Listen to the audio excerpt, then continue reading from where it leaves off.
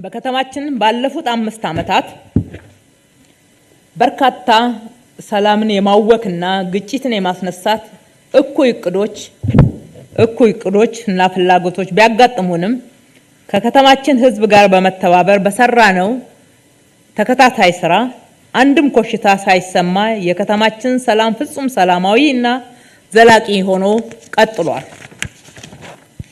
ባለፉት 5 ዓመታት ከ200 ሺህ በላይ የሰላም ሰራዊትን በማደራጀት እንዲሁም ከ10 ሺህ በላይ የህዝብ ቅጥር ጥበቃን በማሰልጠንና በማደራጀት በማሰማራትም የማይተካ ህዝባዊ ሚናቸውን እንዲወጡ ማድረግ ችለናል።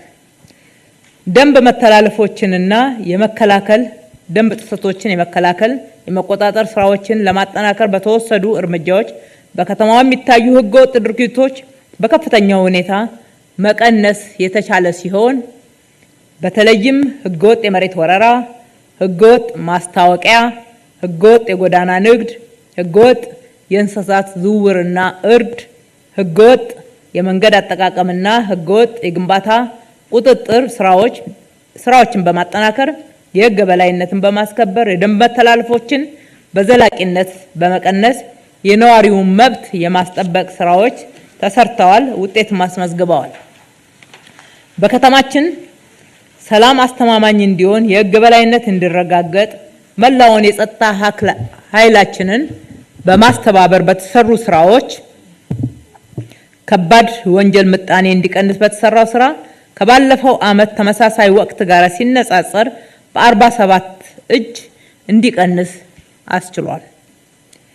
የፍትሐብሔር ጉዳዮች የፍርድ ቤት ክርክር ተደርጎ ውሳኔ ያረፈባቸው 16874 መዝገቦች ውስጥ 15836 መዝገቦች ለከተማ አስተዳደሩ በማስወሰን በብር ከ21 ቢሊዮን ብር በላይ የሚገመት የህዝብና የመንግስት መብትና ጥቅምን ማስከበር የተቻለ ሲሆን 1024 መዝገቦች በመንግስት ላይ የተወሰኑ በመሆናቸው ከዚህ ውስጥ 712ቱ ውሳኔዎች ላይ ክርክር ቢደረግ ተጨማሪ ወጪና ውጣ ውረድ ኪሳራን የሚያስከትሉ መሆናቸውን በመረዳት በፓናል ውይይት እንዲዘጉ እንዲሁም ደግሞ ከባለ ጉዳዮቹ ጋር ስምምነት እንዲፈጠር ተደርጓል። 312ቱ ላይ ይግባኝ በየደረጃ ተጠይቆባቸዋል። በዚህም የፍርድ ቤት የመርታት አቅም ወደ 94 እጅ ከፍ ማለት ችሏል። የወንጀል ህግ ምርመራ መዝገብ የቀረቡ 64500 የወንጀል መዛግብቶችን በመመርመር የማጥራት ስራ ተሰርቷል። ከዚህ ውስጥ ምርመራቸው ከተጠናቀቀ 50874 የግል አቤቱታ ወንጀል መዝገቦች ውስጥ 87.2 በእርቅ ለመጨረስ ታቅዶ 44260 መዛግብት በእርቅ የተዘጋ ሲሆን በ15545 የወንጀል መዝገቦች ላይ የቅጣት ውሳኔዎች አርፈዋል።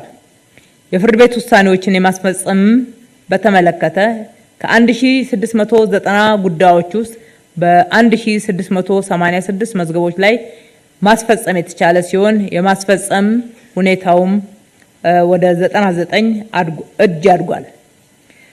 ከተማዋ የምትመራባቸው ህጎች ዘመኑን የዋጁ ከማድረግ አንጻር 85 ደንቦች፣ 19 አዋጆችን የማሻሻያና አዳዲስ ህጎችን በካቢኔና በምክር ቤት ተመክሮባቸው እንዲጸድቁ በማድረግ ለከተማችን ዘላቂ ልማት፣ ሰላም፣ ዲሞክራሲ ስርዓት ግንባታ ሁለንተናዊ አበርክቶ መሰረት ጥለዋል።